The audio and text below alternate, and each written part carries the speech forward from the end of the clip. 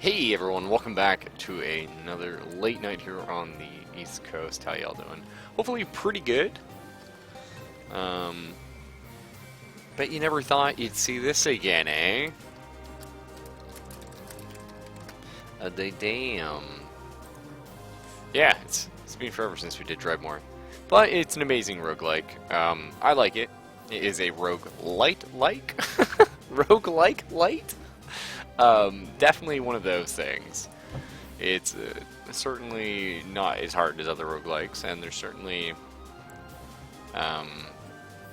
less really bullshit things you have to learn. But it is a lot of fun. It is a lot of good. No time to grind. I don't know why you'd ever play with this off. I don't see the point. The game's already quite long. You get the same experience. I don't know. Either way, Realm of the Diggle God, we haven't actually ventured down here, so we are going to do that. But I'm going to challenge myself a bit. We've only beat the game on going rogue, because I've never played it on easy. We'll have to at some point for the achievement, I'm sure.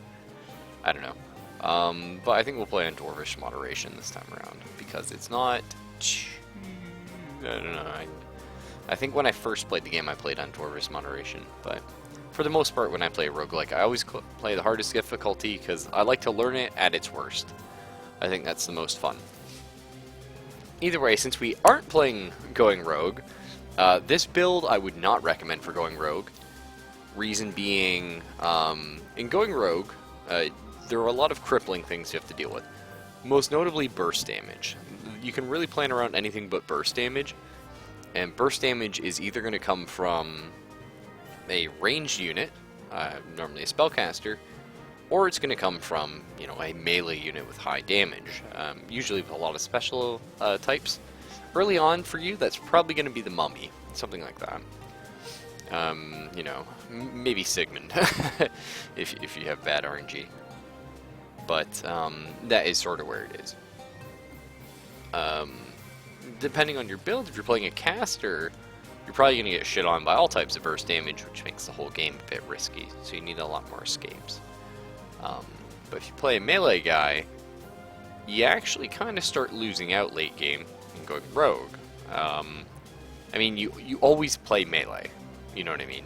But if you play like just buff up your melee attack and don't have those extra skills, you do find yourself in a bit of a pickle. Oop. Hang in there, me. Okay, sorry, long day at work. We got done, and things are good. So, this is my parry build.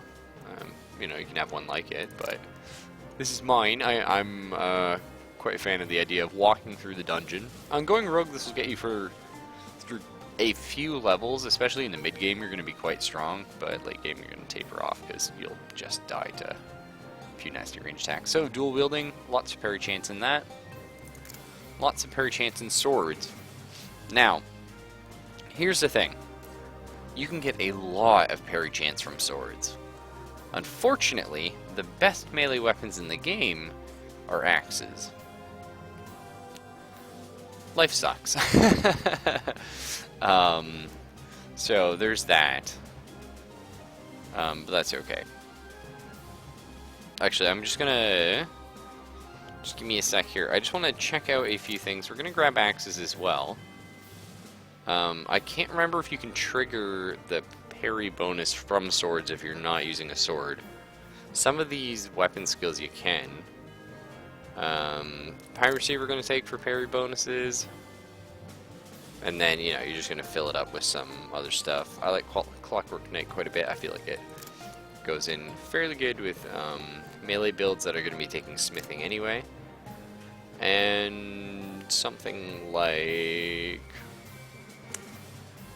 an escape would be good. We could get that from Big Game Hunter. We could take Master of Arms. It's tempting. Berserk is strong-ish. Archery is okay. Egyptian magic is just bullshit and will carry you through like way too much of the game. I'm not really sure what I put the last one. Demonologist is nice. But you do have to invest a few points in it to get to the skills that you're really looking for. Huh. That's a tough one. Archaeology would be quite good. Just because we're not going to be putting points into...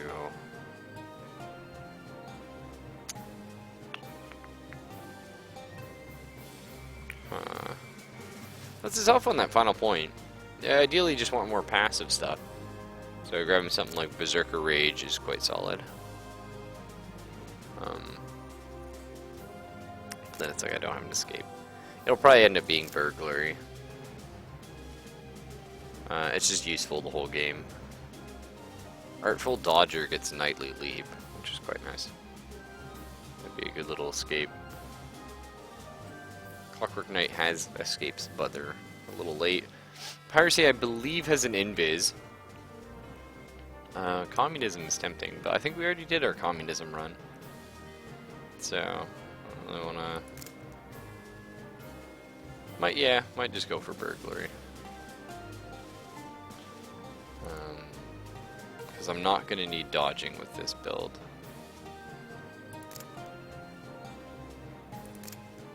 That said, Magic Resist from Berserker Rage. It's pretty good. Either way. We're just gonna pop in here. This doesn't matter. I just really want to check something. Because I haven't done this build in like a billion years. And... you used to do it differently before the latest expansion, which had piracy. Oh, I turned off click to move. That's smart of me. Yeah, okay. Either way. So parry, parry.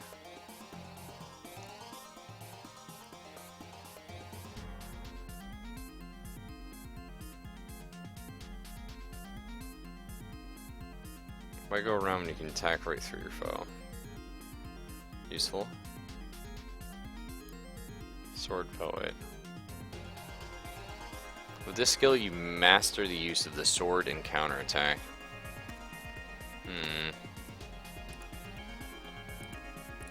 That's unfortunate. Because, yeah, best sword you can make. Swords have accuracy, which is interesting. Definitely nowhere near as good as the raw damage you're going to be getting from axes. Actually, they do more damage. What? Just less crit chance, but again, accuracy. Oh, no, that's better, yeah.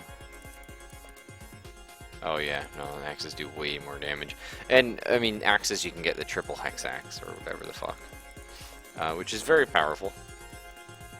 Very, very good. That may be a...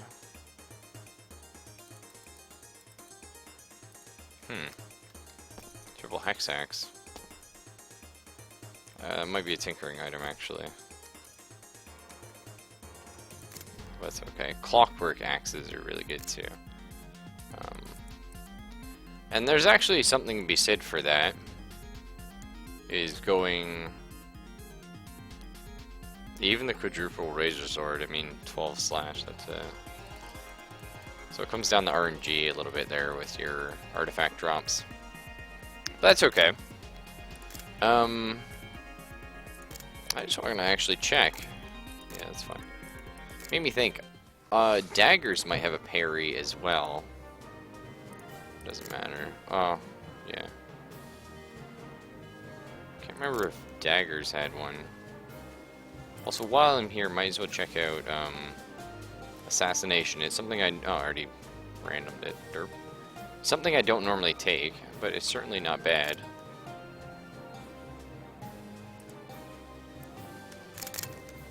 Sorry if this is a little bit boring to you guys. I just want to double check before we go in with this build, because this is a very specific build. There are things I want out of this. Yeah, I mean, there's some really nice things down here, definitely. Okay, there is a little bit of parry, not too much. She capping me for 4 months and then I played Dreadmore out of the blue. It's true.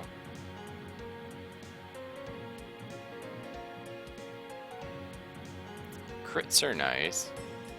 Assassination has some interesting status effects.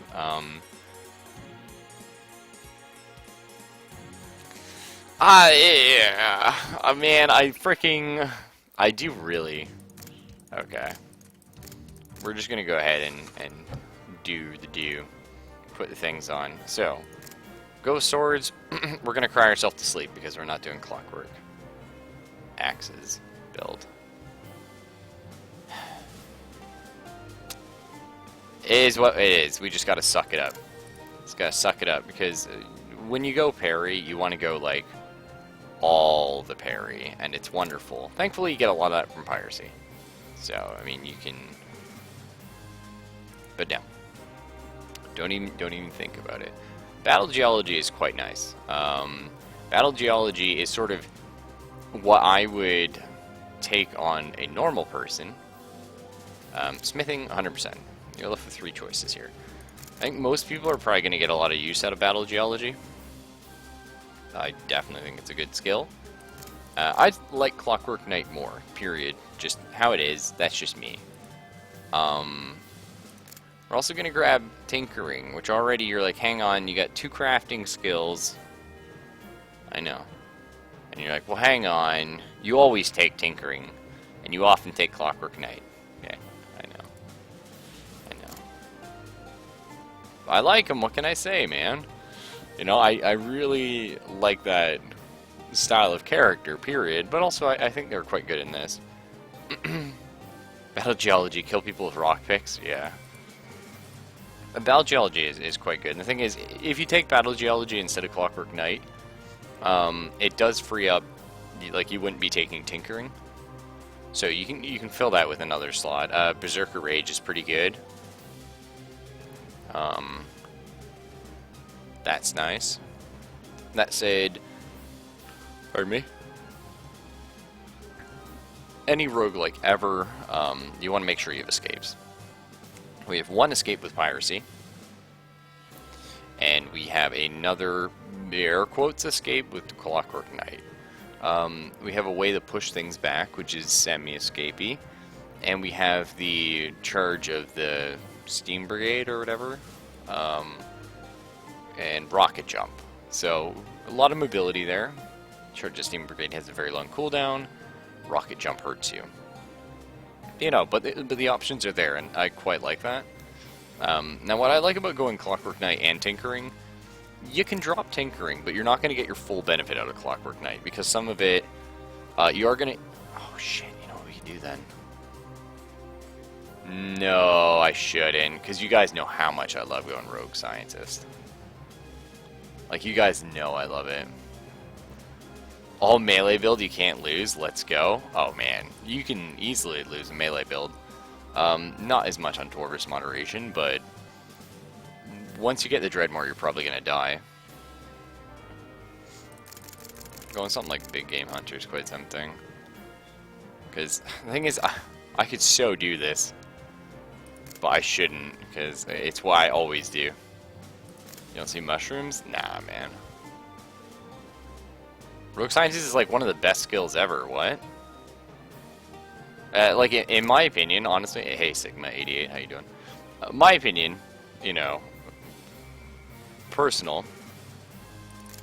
Most overpowered skill in the game, Egyptian magic. Rogue Scientist is really good. Clockwork Knight is really good. Tinkering is really, really good. Anything else? What's good for you about it, though? Oh, whoa, dude, you don't like Rogue Scientist? Unfortunately, we're not doing that build. I'm just going to do a fun little parry build, and we'll just walk around and kill everybody. But the nice thing about Egyptian magic is I can just kill everything with it. Yo, vampirism's tempting, eh?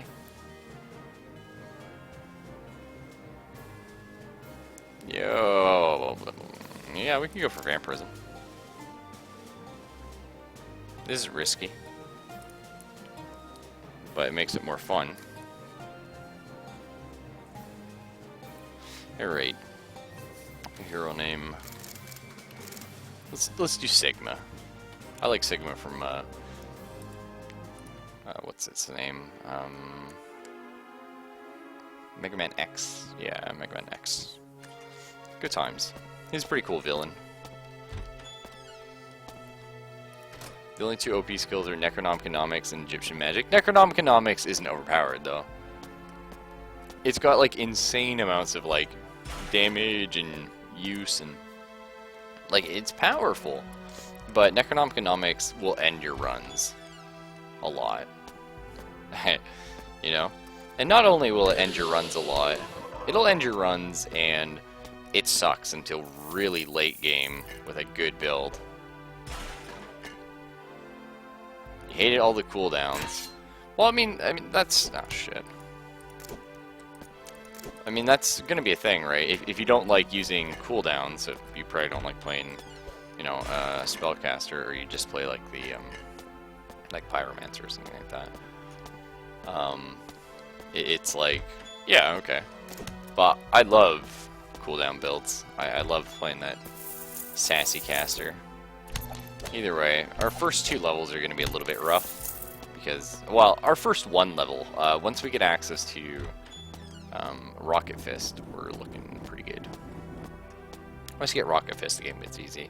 You just need that first sort of cooldown ability. Oh yeah, oops. Didn't rush the patata. Now, not being able to eat, hey, supple leather gloves is nice. Softball, sure. Not being able to eat is going to be a little bit rough on us. We also didn't go alchemy or fungus or, you know, the other things that you normally do when you take like vampirism. But it's okay. We'll be fine. The only downside of vampirism is you sort of waste 2 levels, essentially. Well, we tried. Because it's not really a 1-point wonder. It's a, I would love it to be a 1-point wonder, but not. I'm going to go for the Curious. Eventually we'll be wanting to stack as much parry as possible, but we're not quite there yet. No use in cooking our food on the BBQ. Nice to have that, but...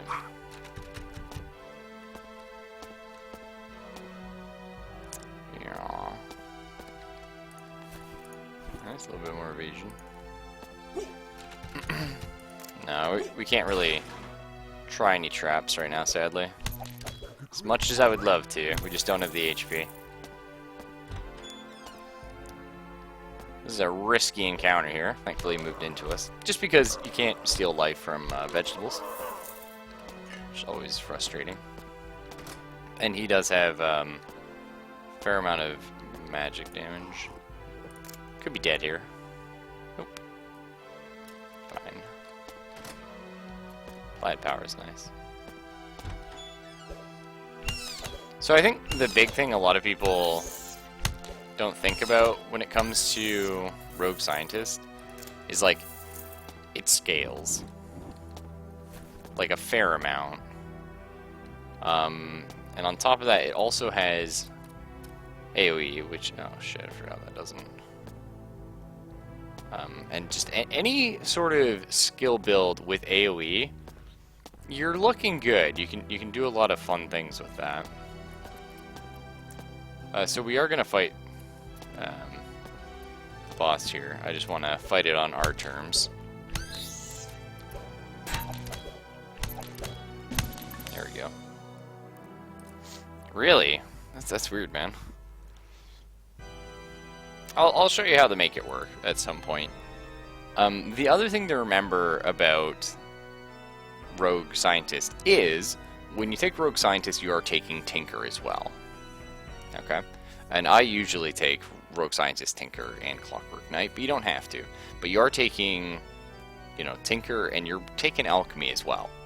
Alchemy is actually more important than Tinker the Rogue Scientist, because your big source of damage is going to be your acid. The only thing you're going to have any trouble with are the mummies that have high acid and disease, or whatever it is, resistance. But aside from that, no, you're going to be melting everything. But the big thing to remember, Rogue Scientist, you're going to be taking Alchemy. Great. It's just a very powerful skill. On top of that, you're going to have lots of AoE. You're going to have cooldowns with no mana cost, which means you have tons of mana sitting around. And Alchemy is going to buff your mana. And you have mana potions. And it's like, well, what am I going to do with this mana? We just take something like anything. You know, Egyptian magic, obviously, the obvious choice. You could take Viking wizardry, it's quite good. You could take Promethean mathemagics and have lots of fun little tools. The thing is, Rogue Scientist just gives you lots of fun room to play with, and has like AoE, murder, death, and utility builds as well, which is great.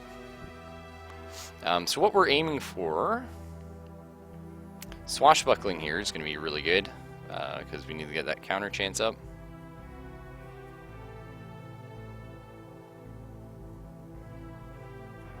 But yeah, I always just grab Rocket Powered Punch right away. Just easy. Now it's a bit unfortunate. Oh, cool, found a ring. That we killed her when we had such high experience. We kind of lost a bit there. That's okay. Yeah, we'll try and disable that now. No dice. I don't know, man. Different strokes for different folks, but I've always felt that Rogue Scientist is quite good.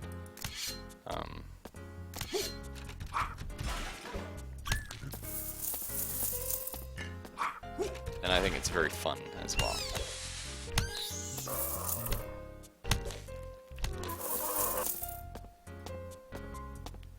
Right's argument removes the cooldown. Oh, I don't know. I haven't really played around with the lawyer one. Hey, feeling burly's nice.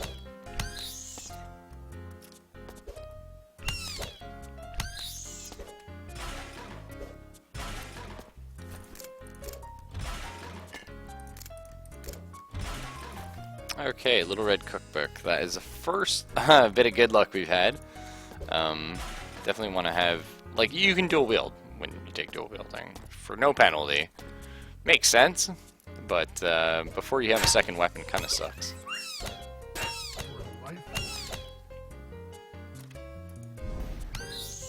Alright. I was hoping I wouldn't have to do that, but that's what it came down to. So we'll just kite things around. When using Rocket Fist, it does a ton of damage. But remember, if you don't get the knockback, you're not going to get the full effect. So.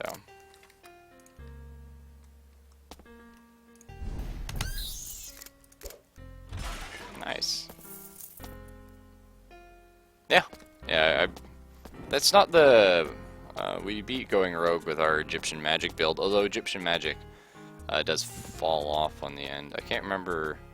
Like, Egyptian magic was actually just a small part of the build. We didn't even... We just used it to get it through the early game. What do you got for me, Brax? I can't remember what we did with the rest of the build. I'm gonna buy the bell, it's cheap, which is nice. I just hate anything. I don't remember what that build was. It was a weird one, though. But I always play on going rogue. Well, that was really awkward. Bit of a misclick. Huh. Bit of a pain.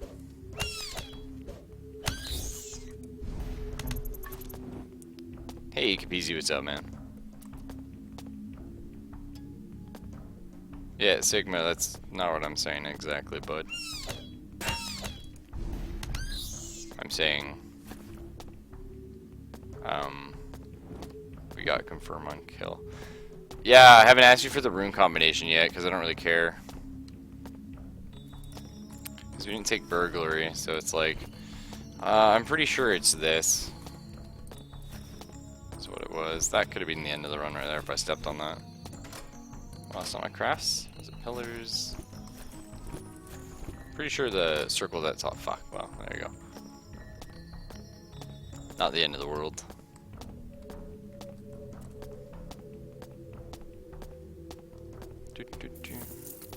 Oh, whoa. That was almost the end of the run. A little bit more XP. I honestly, simple wooden shield, I kind of prefer the Little Red Cookbook. A little bit more damage, which is nice. Oh, there she is. Now that is the downside to taking vampirism. Oh, I don't know if I checked no time to grind, so that was probably good luck. Either way. It's like, I would show you the build Sigma, but it's like I play, like, all the frickin' time. I always play this. Just... where are we here?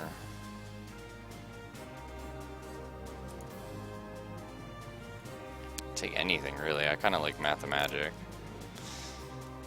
And then you grab your Rogue Scientist, you grab your Tinkering, which I already did, you grab your Alchemy, grab your Fungal Arts, which is quite good. The thing is, if you don't take Fungal Arts, you have to take something like Egyptian Magic to get through the first like couple levels. Do you have a character with the skills? No, like, I always play Permadeath, so the game ends when it ends. And then at this point, I mean, you got a couple options. Demonologist, pretty good. I think Fleshmithing is solid, depending if you feel like you need that heals. Archery. I do archery? I don't do archery. It's not unarmed. I might, actually, I think it might just be axes or something like that. Either way, it doesn't really matter what this last point is. Smithing is solid, though. But not necessary. Just anything at this point.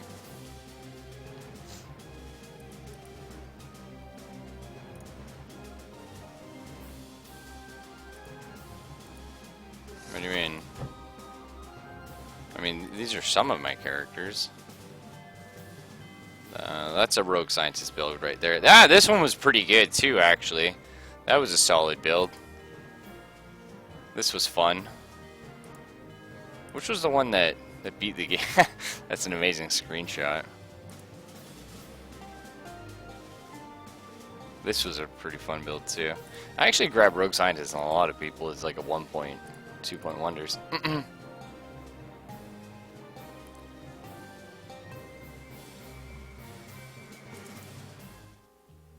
What is this one? Yeah, this is a pretty solid sort of just like drain your mana into infinity build.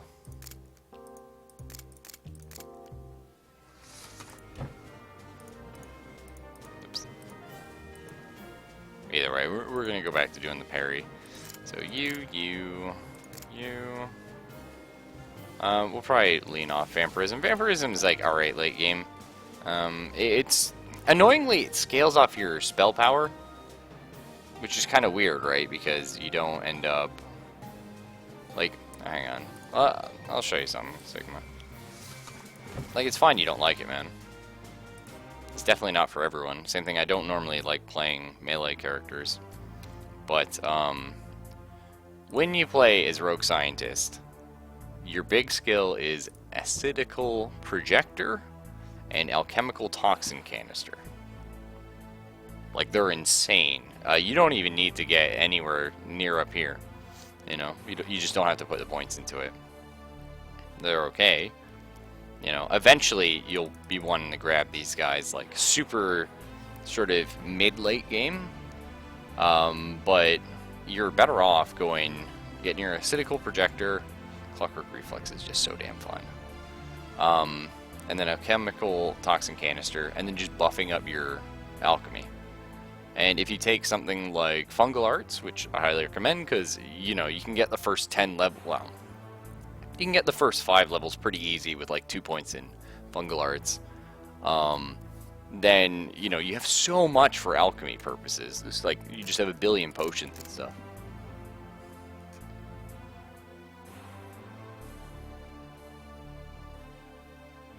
Wait, what do you mean? You kill a couple of enemies? They have like AoEs of like 20 tiles each. I mean, they're all dead at that point. But yes, it is a lot of running around and kiting and being tricksy. But again, that's sort of a play style. you know, a very cooldown based playstyle.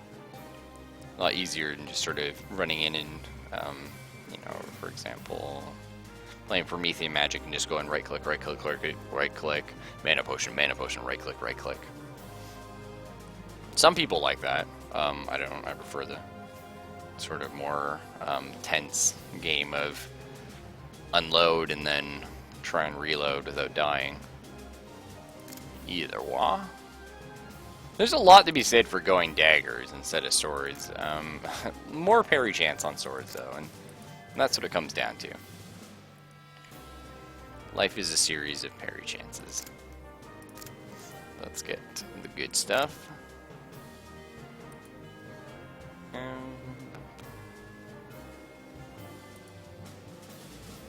Assassination. Big game hunter is quite tempting. I don't need a heal because I'm not playing Vampirism anymore. We already have decent escape with you. Like, Big Game Hunter gives you a lot more experience early on, which is nice. Because obviously the more experience you get, the better things end up going for you. Oh shit, there's my piracy. Well, that was almost the end of the run right there. If I forgot piracy, I would have cried. Would have been like chilling, just like, huh, well, this build seems fine.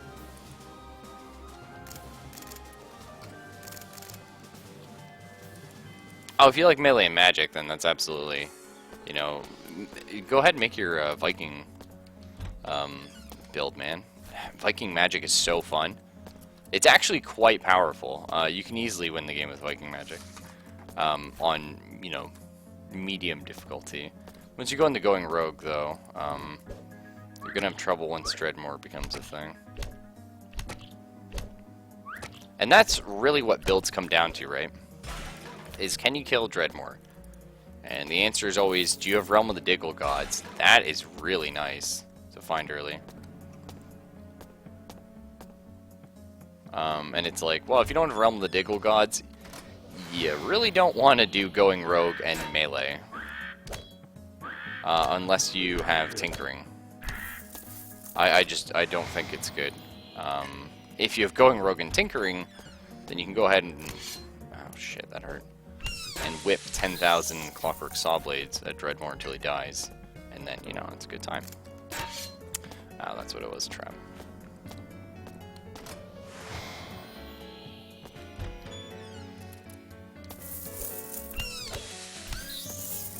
Oh, the Diggle flew.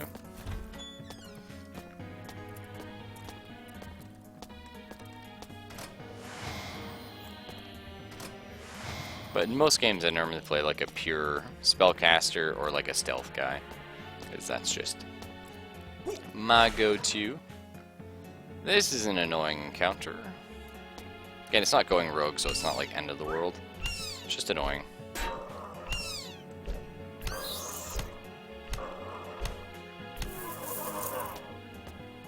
Yeah, we were definitely did not check off no time to grind, so I'm really happy we died.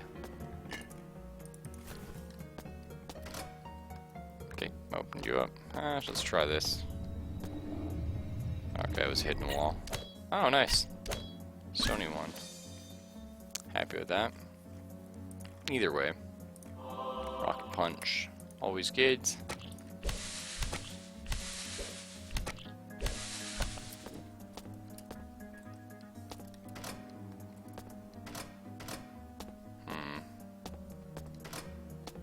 That's annoying. I don't really have a way of getting that.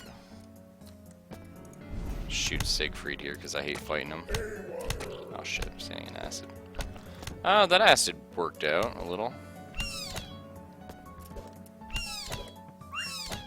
Alright, Siegfried's like a fair amount of experience. Yeah. So we can... Oh, that's annoying. There you go. I mean, I like to rush Rocket Jump just because it gives you an option, but getting it too early is not amazing. It's probably best for us to rush our way down just to get our parry as soon as possible. Swashbuckling is just going to be a click, click, and have access to it, which is nice. But we'll do it this way.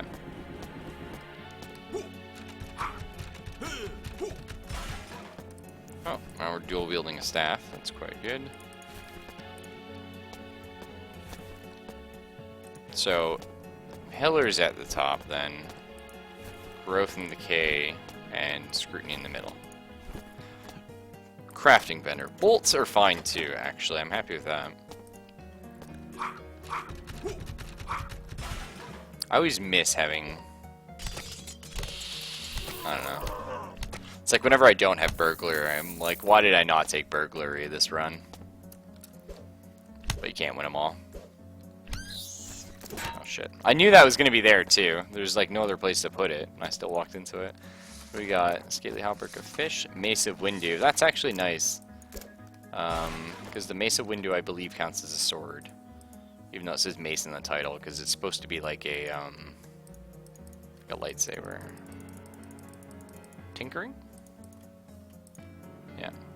No, it is a mace. Son of a bitch. It is quite a good item. So what we're going to be doing is putting all our points into... do we have like a ring or something? Nah. We'll come back for that Krong later. We're going to be putting all our points into dual wielding instead of swords. Until we start getting our first good sword, we're not going to worry about it too much. Now, one thing you're noticing a lot is we attack enemies and they kind of fall asleep. That's Blackjack. It's the first level of assassination. It's a nice hit-based proc. The great thing about hit-based procs, which is another thing that makes Viking Wizardry actually kind of good with this build, as opposed to other builds where it's like, oh, it's okay. Yeah, we can do this. Oh no, really? I didn't punch that back. Huh. If I stand here, I can push it off. Nope. Sometimes you can push levers. Usually not, though. Certainly if we had unarmed, which unarmed dual-wielding shields is so... Oh my god, that's a really fun build, too. We almost beat the game on going rogue with that. I think we could have if we made a few different choices, like not drinking acid. Either way, this is definitely a build that not going rogue is just a lot of fun to do because of how monsters use go.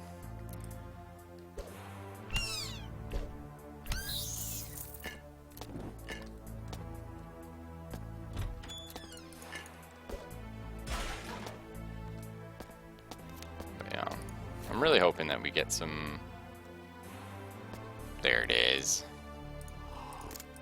Water's boiling. Sweet. Really hope we get some good sword artifacts later on. Oh, that queen doesn't have a tooltip. It's weird. I don't know, it's just queen, but a little picture. Critical hit. Have you played a Werediggle build by chance, Sigma? It's really hard to build. Like, Werediggle is just not... I feel like that's one of the weakest skills in the game, personally. The big problem with Werediggle is, like, nothing works with it, because it disables a lot of your other stuff. We're gonna keep the dodge and the 2 bashing. Cool. It's always funny when you say diggle dig. It's like they don't normally until like late game. Alright, death is annoying here. Just hit him with our big nuke. So the great thing to remember is against Dreadmore, you're screwed as a melee guy. Just completely. That's what it is. You know, it's not enjoyable. However, there are things you can do.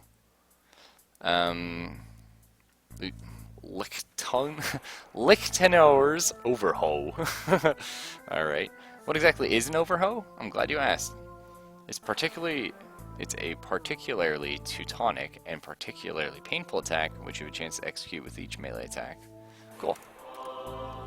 Grab that bad boy. Pocket Dimension, always enjoyable. Not having a pocket dimension makes you cry when you play all the crafting skills. Critical hit. There we go. Critical hit. Counter. So, what makes this build good? Diggle is not that bad. Yeah, you get a lot of buffs, but you can't use a lot of your abilities. And I'm not even talking like you can't use spells. I mean, that's a given. But the big problem is a lot of abilities that you activate and a lot of passive things like just don't work properly in Diggle form.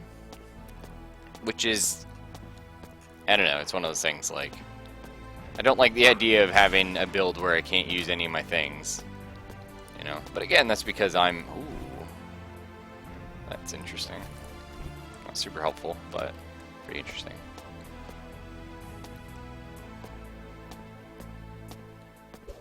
Yeah, and that's, you know, probably one thing I don't like about it is I dislike melee builds. Well, sorry, I don't dislike melee builds. I like melee builds, I just dislike non-cooldown builds. Yeah, digging walls and laying eggs is really fun.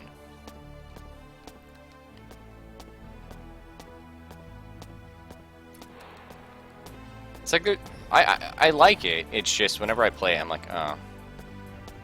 Yeah. And this build is kind of like that, and that's where you're going to see, you know, my standard little flourish of taking something like Clockwork Knight, because I like having activated abilities. It makes the game more fun to me. I also like having a lot of mobility. That's just something I enjoy in any game ever. I often take mobility skills, but I mean, you can definitely get through this build without Clockwork Knight. You're just going to have a little bit more trouble in the first few floors. It's because you don't have a guaranteed nuke. Nukes are always good. So the thing is in Dreadmor, when you counter an attack, dodging an attack removes all damage. Countering it, well, parrying an attack rather, does the exact same thing. Interesting, we're getting a lot of maces. So currently my counter chance right here is 12. So whenever you parry, you do counter. Not guaranteed to hit, but you know, you still swing at them. The thing is, dodging is interesting because there's a dodge and an accuracy stat, or in this case, the enemy dodge reduction, which I really like the fact it's called that because, yes, accuracy does reduce the enemy's dodge chance, but calling it this makes a lot more sense. You know what I mean? Don't get me wrong, I prefer saying accuracy, but it does put it in perspective. Oh yeah, that's right. So the thing is, enemies do have enemy dodge reduction, which would technically be, you know, eyebrow guy dodge reduction, or in this case, Sigma. Or whatever we call them this time. I think, yeah, it's me, Sigma. So the thing is, there are enemies with high accuracy, and in fact there are enemies with, generally they have quite a bit of accuracy. You're not going to be missing too much, or having too many hits miss you. But you can stack dodge. The thing is, though, there's no way for the enemy to reduce your parry chance at all. Which is kind of cool, because you can just stack it, and stack it, and stack it, and it still reduces damage by 100%. So, parrying is essentially the exact same thing as dodging, only you hit them after. It's just there's a lot of little ways to raise dodge here and there, and not too many ways to raise parry, which makes sense because obviously it's like way better. However, the cool thing is if you do get your parry, enemies can counter your counter, but you can counter an enemy's counter. Like, yeah, it just keeps going. So, you know, that is the tiny downside. I don't worry about it because I stack. Like, when you go the parry build, you just stack the shit out of parry. Like, there is no question there. It's just building the most amount of parry in the small amount of time. Smallest. And you just kill everything, and it is a wonderful feeling. Because essentially you just kind of walk in a room, and then they just kill themselves on you. You don't even have to attack. Which is great. Sometimes you don't want to attack. Inventory's full. It doesn't sell for a lot anyway.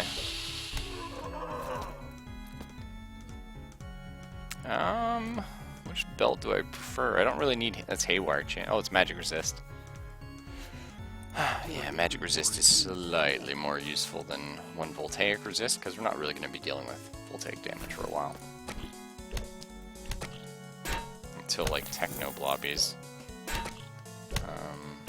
Critical hits.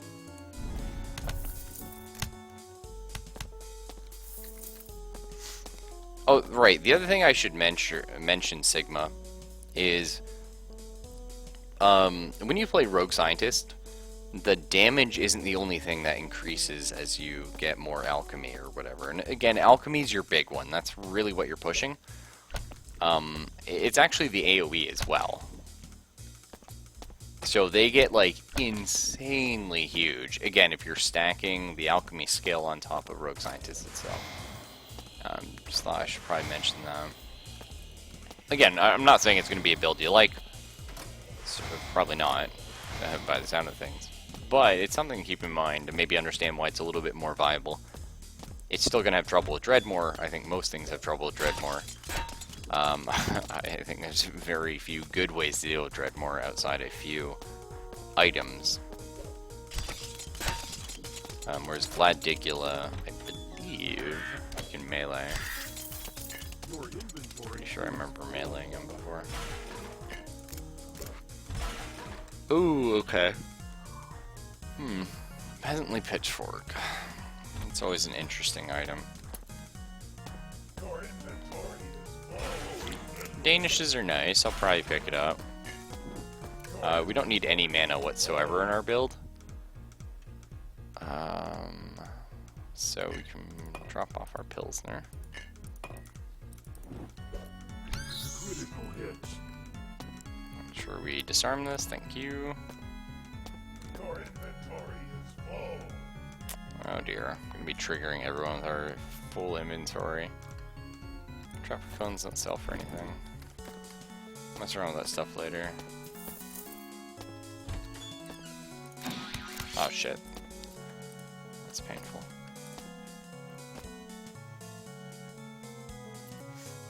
Okay, I don't know if you...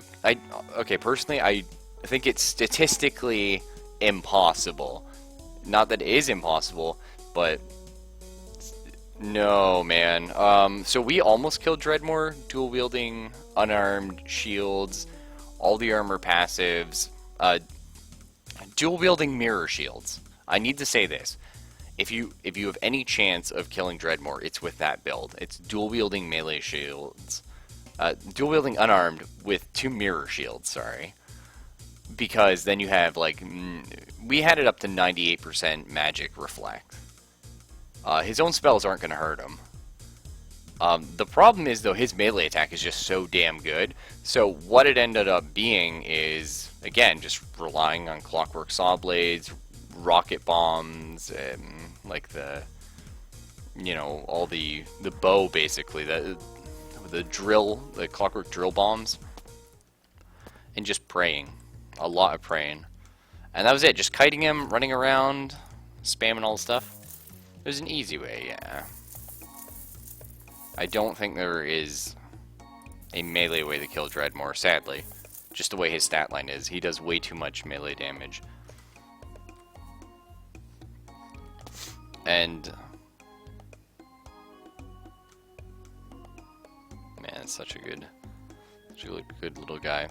But the other problem with Dreadmore is, like, you know, his melee's good. But, like, his melee also corrupts your items. So it's like, all your good items start getting shittier and shittier the more he hits you. And they can get really shitty. And I forget what stat you need to have, so it's not this weapon.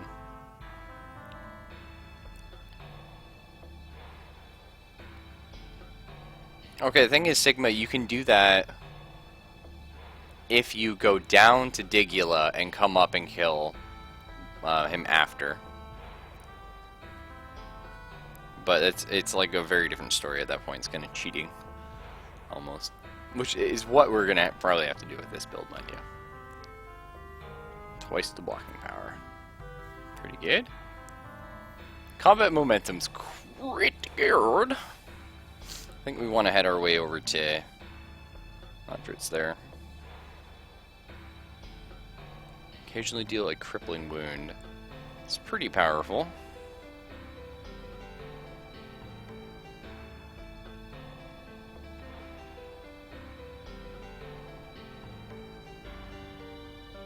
Yeah, I think we'll just make our way to not Dritz. Which actually have a few Dritz Sojourn novels on my shelf over here. Okay, so what did it write? Basically the items have like a massive power creep once you get down to the lower levels.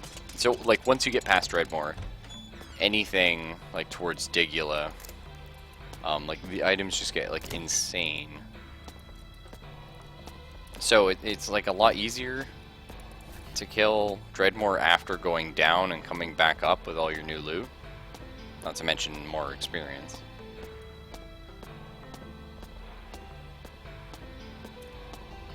And I think that's what most people recommend if you're doing a melee build. Well, I don't know about, sorry.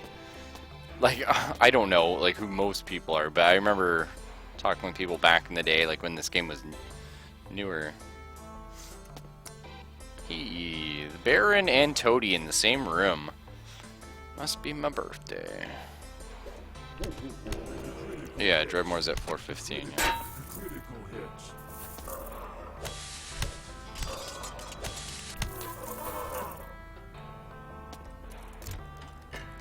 Right, you know there's floors after Dreadmore, right? Or no? I wonder where he got off to. The leather girdle is actually a really nice pickup here. Okay, the magic resist is nice, but we're gonna get the leather girdle on because this is a little more useful at the moment. But also we're gonna be able to turn the leather girdle into some items for our clockwork suit because we want to get our Imperial boilerplate at some point. Yeah, the extra 5 floors makes like the world's biggest difference. It's insane. Because it's not about the levels, right? It's about the items. The items are 7,000 times. Like, okay, so let's say each item is equivalent to its floor in levels. So Dreadmore level items are level 15. Now this isn't true. What it actually is they're sort of level 1, 2, 3, 4, and 5 items is essentially how the game works. So essentially every 3 levels you're going up a tier, right? The thing is though, once you go into the last 5, they jump up, you know, the equivalent of 10 floors worth of levels. So it's like the stats on your gear are now insane, so you can take a Dreadmore beating. And that's exactly what I'm saying, yeah. I'm saying you cannot melee Dreadmore without doing Digula, assuming you have all the expansions. I just don't think there's any way around what he's packing. And I think the closest chance you have is... Yeah, I don't think it's possible, personally. I can, like, not die to him with a melee build, and I can kill him with a melee build by throwing clockwork saw blades or using clockwork drill bombs, you know, or the thermite arrows, not thermite, thaumites, sorry. But those aren't balanced items, so, you know, it's more a case of that's just, like, overpowered, which is why tinkering is so good, because you can build it. And then it's like, well, I just won. Yeah, these aren't worth a lot of money, and I'm not going to need a lot of cash, so just set them down for now. I'm going to try not to try borrowed nuts and carry every item out of here, which I normally do. If they're not playing on going rogue, so I don't crazy need it. Critical hits. Combat momentum's so good.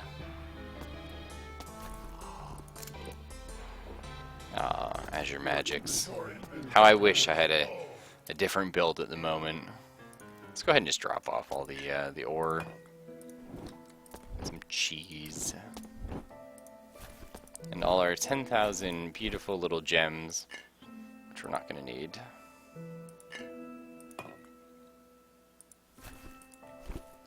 Now, the nice thing about doing piracy is you do get access to diamonds, which you do end up needing for your goggles at the end of the game, which is great.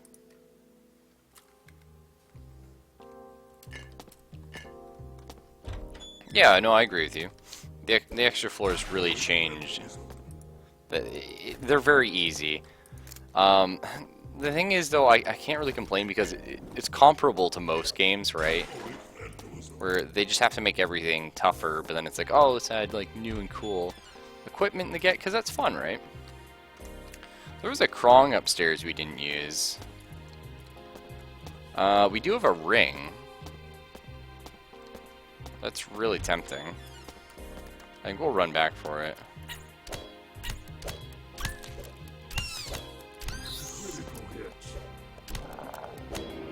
But you know, if you look at Diablo, it's normally the same way.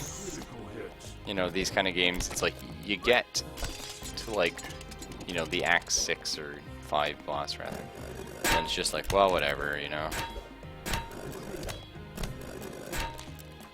It's all gone so Krong.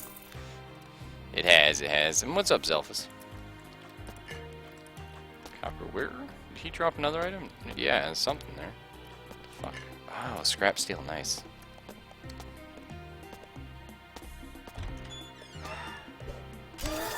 Now, is it Rogue Scientist that makes it so enemies, mechanical enemies drop items? I forget. So that is really good. Could be Clockwork Knight, though. Don't think it's Tinker.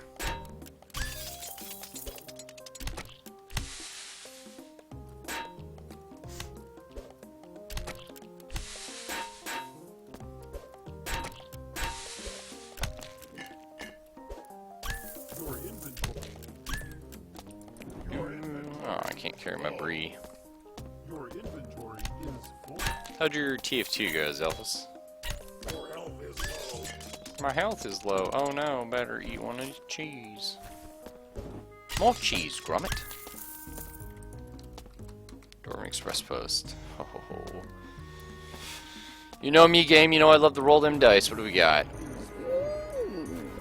Yeah. Okay. Give me a sword. No, it was the thing. Alright, that's gonna be annoying. Probably just gonna throw softballs at it. Okay, it doesn't do shit for damage. Thank God. Okay, it does lots. Fuck.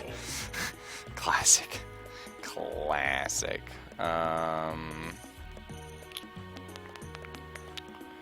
Options. I was surprised too, like it hit me and I was like, oh, it should do lots. Maybe it's just its range attack that doesn't do a lot of damage. In which case I can outrun it. Yeah, we can do it that way.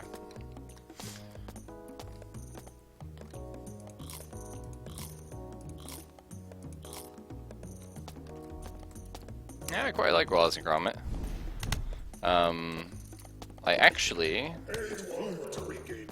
I have a Wallace and Gromit video game, which is quite interesting. It's all about, this could be acid and we die. Your inventory is full. Oh my god, or it's the Shrike's Ring. Oh, wow, okay, that's RNG. That means we're gonna lose the run to something really random. Oh no, Sigma, it's, yeah, I've been through worse binds in roguelikes. That's all about calculating. A lot of this stuff is quite simple once you know what you're doing. I also had a few options in my inventory I could have done, but I didn't because I went with the easy one. Oh shit. Okay, big thing to remember at Rock Power Punch. It's targeted, but it comes out of you and it goes in a straight line to travel the path. So I targeted the guy here from here, so it's like doot doot doot doot, and then it like hit the wall. Really easy to forget that. I forgot that because I haven't used it in forever. Where'd you go, you son of a bitch? Thank you. Meleeing this guy is risky, but I had to. For my honor, you know? So enemies in Dreadmore will prefer to attack you in melee instead of casting a spell. Yep, even if they're spellcasters. It's kind of weird, right? The reason is because the AI is afraid that you'll just kite it and walk away.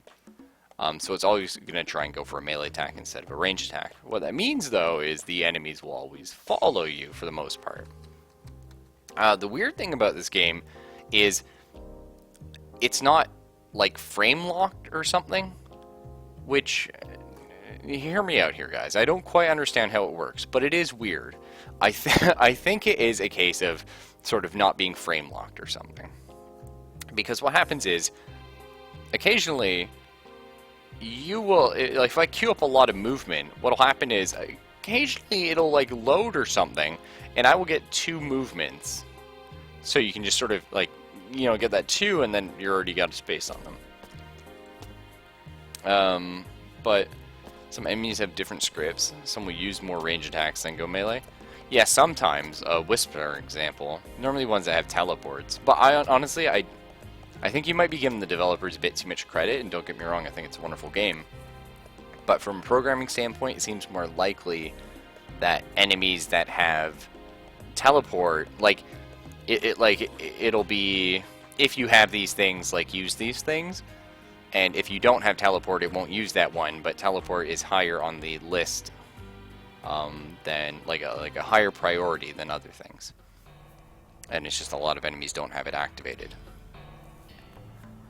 Because you'll notice even, like, the Baron, for example, an extremely powerful enemy will teleport away from you constantly. Why? Because he has teleport. I could be wrong, but from a programming standpoint, that to me makes the most amount of sense, and that's sort of what I've seen when playing the game. But again, totally could be wrong, just going off personal experience. Either way. The other thing, too, is the autosave always fucks with the game. But sometimes you'll, like, have enemies move and go into the same tile, which is weird. And sometimes you'll have enemies move into a tile that they shouldn't be able to move into because movement gets, like, queued up. And then it'll, like, again, autosave or load or something, and it'll just, like, shit the bed. It's like, what has happened? Okay, the magical golden dagger is pretty strong. It's actually stronger than Kalek the Insignificant Cakes, which is unfortunate. Trap affinity is really nice, and I don't want to be asked to micro that. Certainly better than my wooden sword, which sucks because now I don't get my sword bonuses. I don't think. But we're going to find out. Maybe I do. I don't need the wooden sword then. Because if I do, we're in the clear. Things are going to be amazing. I don't think so, though.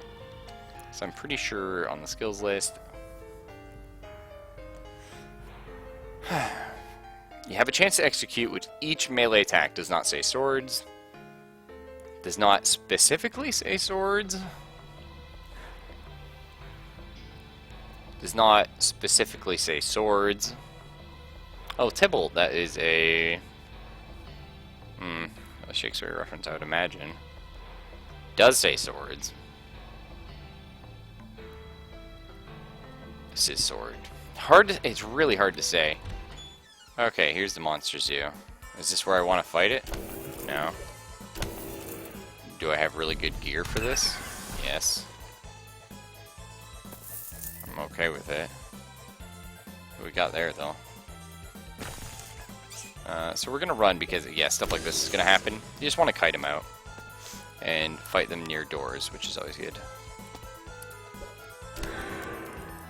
Now we're gonna be just fine because we have very good weapons, and this build really promotes heavy weapon usage.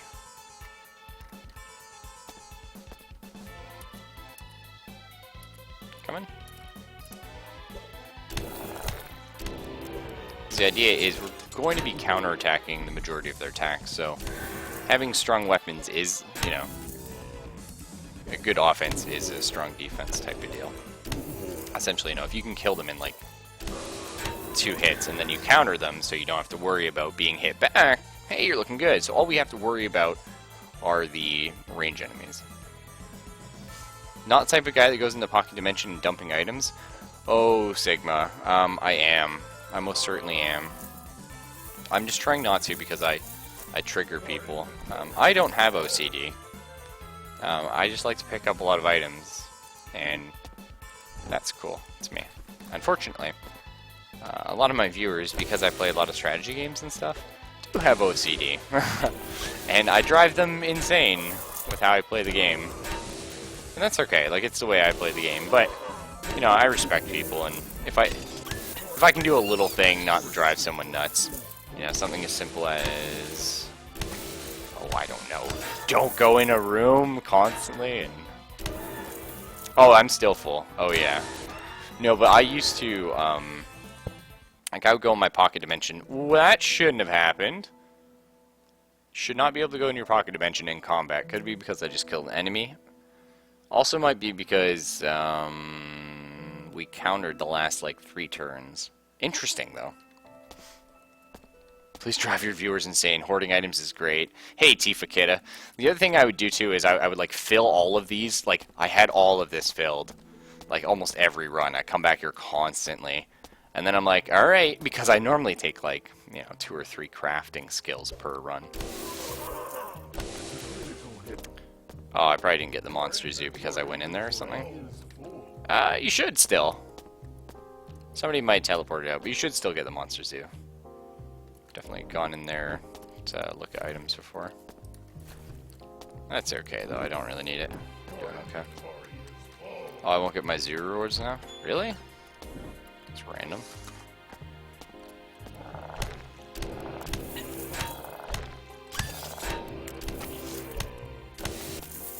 We're doing fine either way. Oh. I know leaving the floor. I didn't know going your Pocket Dimension. Save and quit, eh? Huh. N-dimensional lathe. It's an interesting item. Not gonna be using it at all.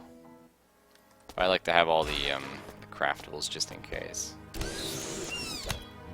There is actually a hat in the game that gives 1 lore, or 1 crafting. I forget what it's called specifically. I know the skill is 1 lore.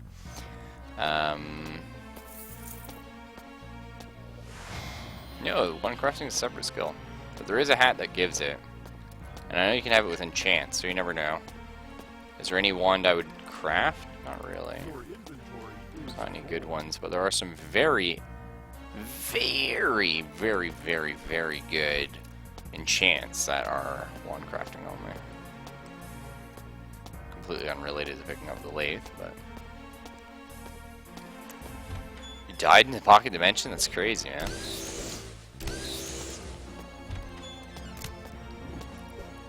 So, we're currently playing on Dwarvish Moderation, guys. AKA what I consider easy mode. To me, I only... Oh, shit. I only ever play on going rogue normally. Permadeath, always.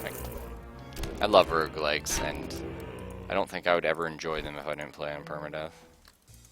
Because that to me is fun. Oh, the Razor Sword. Huh.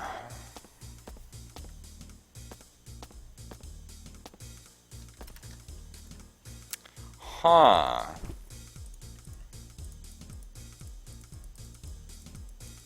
It's like a quadruple razor sword, right? Something like that. There she is. I just need razor sword for her. That's cute. The double razor sword. Okay, we're gonna hang on to this guy. We might get there. We might get to a point where I can make that. How do I make a razor sword? Is that possible? I would assume not.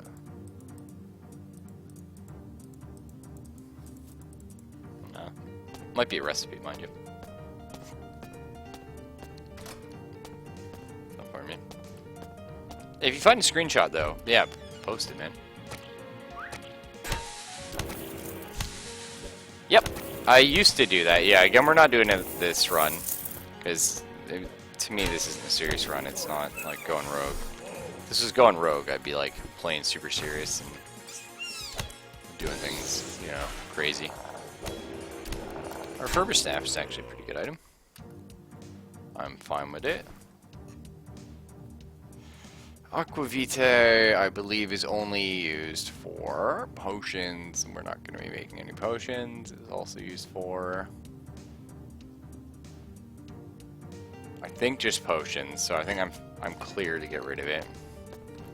But I would normally store that. You know, normally, like, you know, anytime my inventory gets full, I go and I sort everything out in my inventory and put it around. Yeah, let's go hit up Krong. We have a really good ring. And I don't want to mess that up, so we're not going to. We're going to go ahead and... Where is the other Krong? There was one down here somewhere.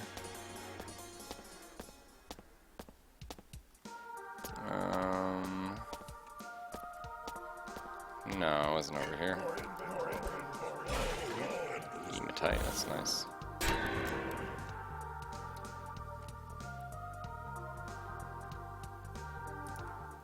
That's my take on smaller floors. I always do smaller floors. I don't have a lot of time, just how it is, and I find the long floors get boring. If you look at one of my other favorite roguelikes, which is Sword of the Stars the Pit, you'll notice like the floors are smaller. They start getting kind of long at the end game, but for the most part, like, I don't see the point of having the longer floors. Okay, that's 2 Krongs or what?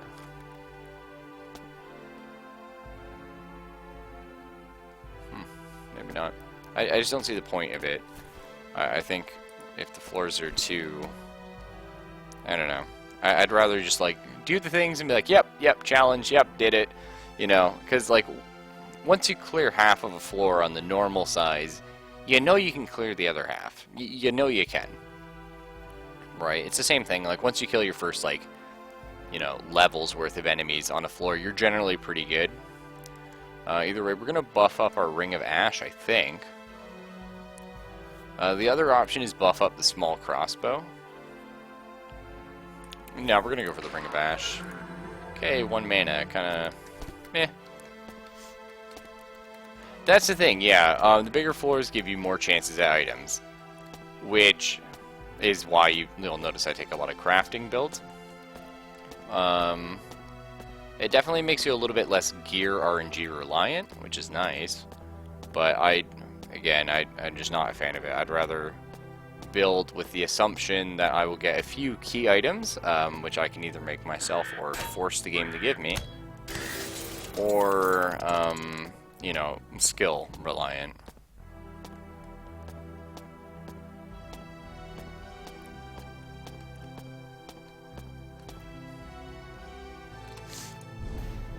I mean, I could have got that before, I just didn't really want it.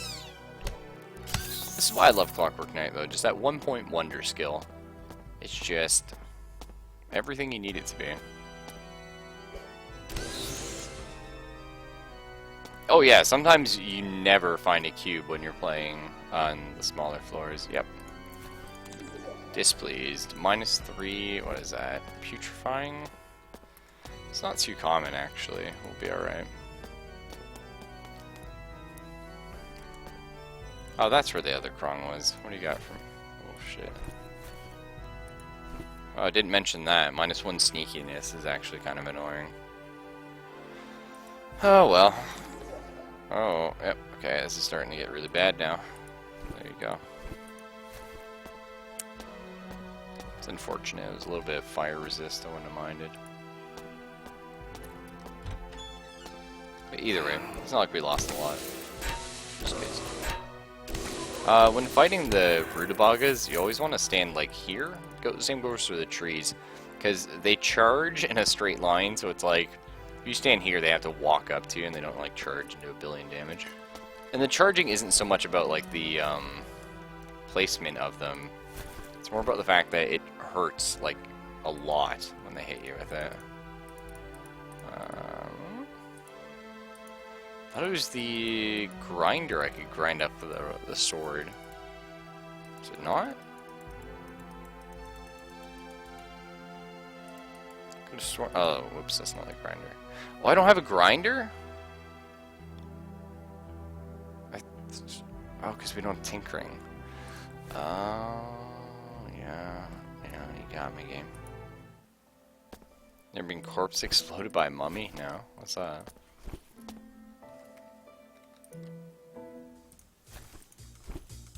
Where'd I put that sword? In my inventory? Perfect. Rough iron sword, I mean, it's solid. I need better, though. Much better.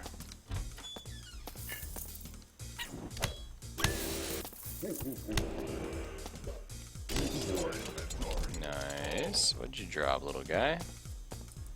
Oh, there's a gem. So many of these. I always love that quote. Like, there's a lot of good quotes in Dreadmore, a lot of really fun ones, but strength in numbers, boys. It's just so good.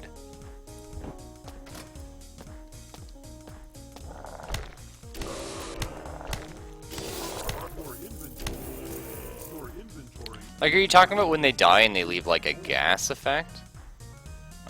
Because I don't really consider that corpse exploded. But, like, I would understand what you mean by that. I've never seen them like physically, like, obviously not physically, it's a video game, but I've never seen like an explosion with like a burst damage come out of them.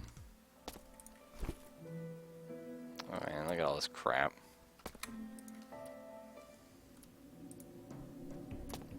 Lots of food. Oh, voltaic potions are always nice. Always really good.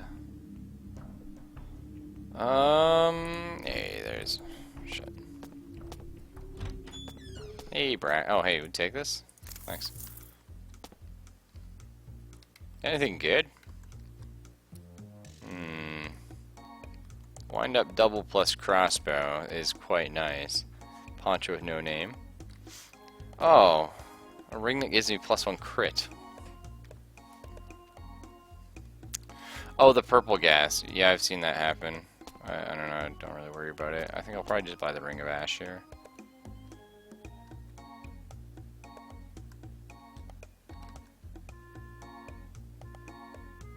Swashbuckling belt, so good. It's actually so damn cheap. Yeah. Yeah, that is a purchase from me. Good on you, Brax. We're gonna keep the leather girdle, because again, I believe we do need it later. I will sell that, though. I'm gonna keep you for now. Oh, I can sell that guy. Don't need... Just hang on to him for now.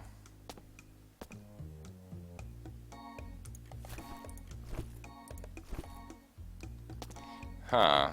This is tough. There's some decent things here for not too expensive, which is nice. Ideally, we really wanted a better sword, but that's okay. A Ring of Ash is just nice, you know, like 2 fire resist. Hard to argue. Either way. We'll leave it. You imagine entire room covered in that checkerboard pattern, you have to find and be stationary?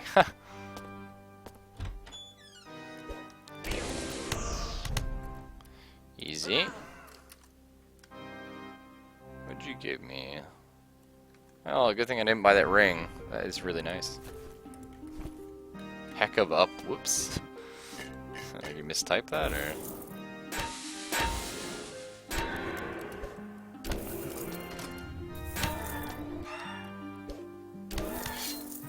Wow, that's some traps right there, eh? Just put these over here and forget about them. The annoying thing is, traps are such a cool idea. One of the most annoying thing about traps is you can make them with tinkering, you know? Well, I do have very high counter, yeah. Either way, we don't have swords right now, so there's not much point going down to Sword Poet. I mean, eventually that's where we want to go, but there's not much point going there at the moment. Going for like, you know, leveling up smithing is good. It just is. It gives you a lot of stuff you like. It gives you a bunch of damage and fires and all that cool stuff. Leveling up tinkering, on the other hand, is something we're going to eventually need. We don't need it now. So it's going to come down to, do we go rocket jump or do we go swashbuckling?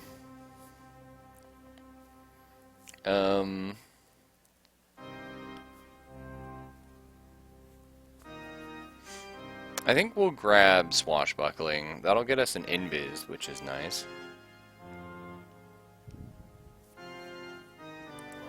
And swashbuckling gives you like a 75% base counter chance, which is just pretty cool. You just activate that in the middle of, like, say, a room like this. And it's like, hey, oh yeah. Just sort of walk into you guys and you'll kill yourself on me. It's great. It's good fun. Oh, I don't have room for lockpicks. That's panic. Eat the crappy steak. There we go. Oh, you're triggering me, game. No, I've definitely been hit by it before. Just don't recall it being amazing. Fell truffles are good. Not with this build, but they're good. Turquoise-y. Oh, we spawned a shitload of enemies randomly.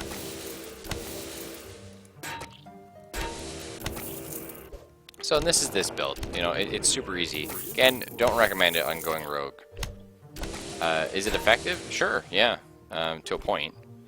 Unfortunately, that point is when things with nasty spells start hitting you. And that's not good. So you might be wondering, why are you not... Oh my god, yeah, my inventory is always full. Sorry, guys. But you might be wondering, maybe you're not, why aren't you making your bars now? Because we have a bunch of like hematite and stuff we could smelt up, make some pretty cool stuff. There is a reason. The reason is, as you level up your skill, you actually create more bars from the same amount of ore. So it's a lot better to just wait till late game to do all your crafting. Well, no, every... See, I don't really agree with that statement there, right? The problem is, you don't have a way of killing Dreadmore without doing the tinkering.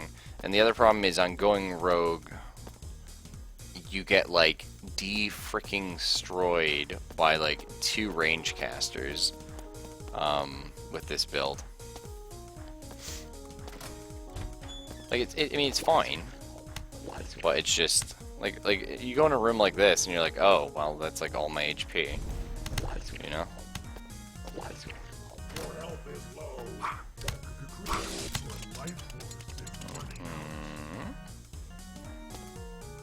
let's get our parry on.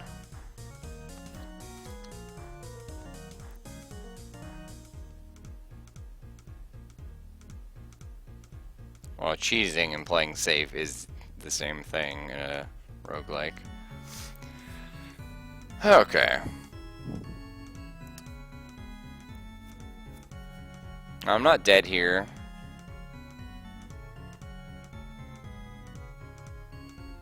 Not in a great spot, but I'm not dead.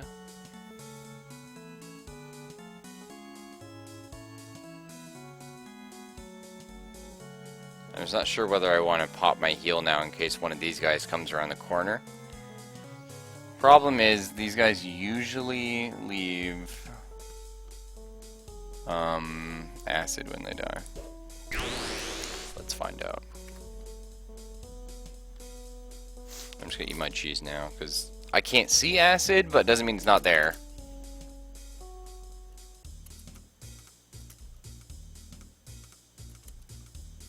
Okay.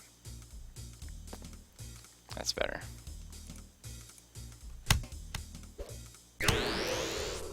Come on.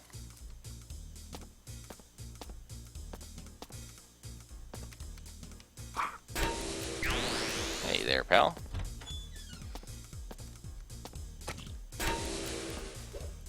I mean, playing safe just means having a lot of escapes. That's a You can play melee as long as you can escape. I mean, a lot of, in my opinion, oh, Thaw Might Nest, no fucking thanks. Also just means having a counter to everything, right? So, to me, going, I don't know, things like, yeah, swashbuckling, grabbing, like swashbuckling, it's just like, well, that's a play safe ability. You pop that, you're in a good spot for a little bit. Anything with like blinks, stuff like that is pretty cool. Well, there was something I was gonna say. I can't remember. There is like a great little always play safe ability. Food to regain health.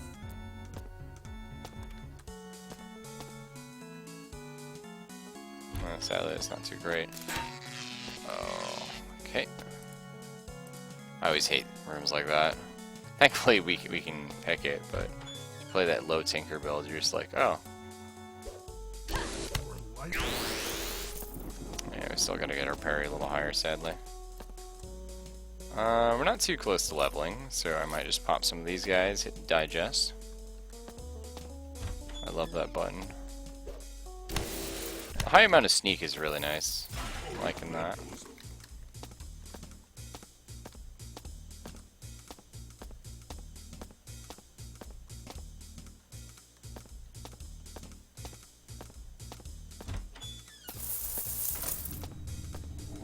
Potion of Invisibility. Nice. We're going to be invalidating that soon. Not completely. There's a really long cooldown on going invisible through the piracy tree. But it's not like an impossibly long cooldown.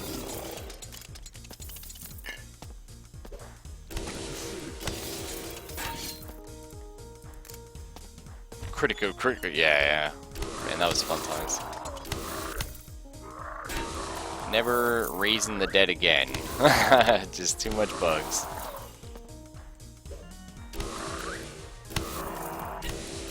I'm surprised I played this, actually. Hey, Razor Sword number 2, that happened. Wow, really? Okay, what smithing do I need for that?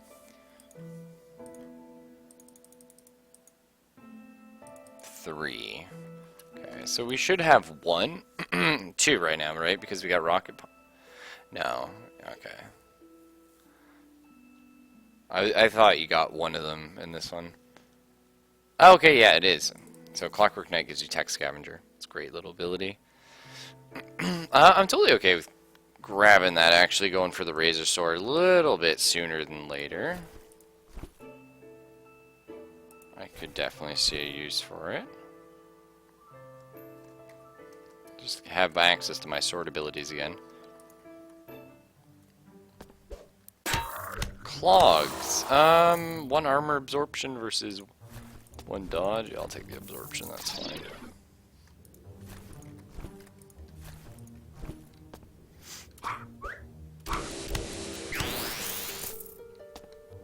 Man, 1 sparkling glove is such a great little item. 5% magic reflect, guys. If you had 2 mirror shields, you'd be looking pretty. But we don't have that. Oh, playing safe, that's what I was going to say. Unarmed and dual-wield shields. It's like the safest melee build you can go. It's extremely powerful.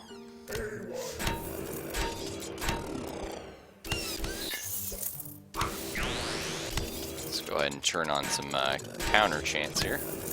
Just counter everything that tries to hit me. Yeah, it's all good. Inventory's full again. That'll happen. Rust, you can make health potions. Bone bolts are nice. Well, there's a lot of nice stuff in this room, actually. A lot of stuff I would love to pick up.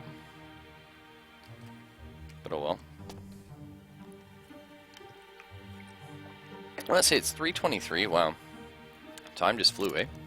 Why don't we pop a save and quit right here.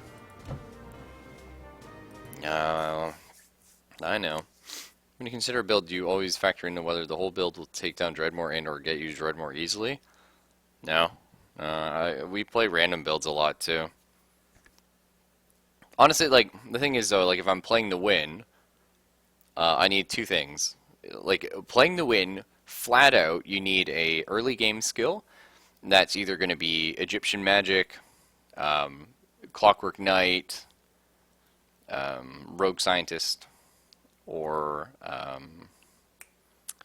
see the other one, like Fungal Arts. Not fungal, yeah, Fungal Arts, that's what it's called. And then you need to have Tinkering. After, like, if you have all those, or like any of those, you're fine. But you do need Tinkering, because that guarantees you a kill on Dreadmore. And you do need an early game skill, a skill that gets you through the first 3 floors by itself, which Fungal Arts will easily do. So it is a pretty good pick.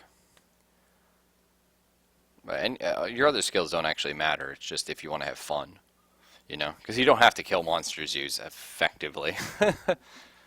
Either way, yeah, guys, I'm going to AFK for a bit, probably about 5 minutes, and I'm going to come back and I'm going to see if anyone's up to doing some like Siege or something. Because long day of work, my work week's almost over, thank God. Knock on wood, I only have one more day, so I just kind of want to, you know, do what I can and relax a little bit and all that kind of cool stuff. But yeah, I will talk to you in about 5 minutes, guys. See you then.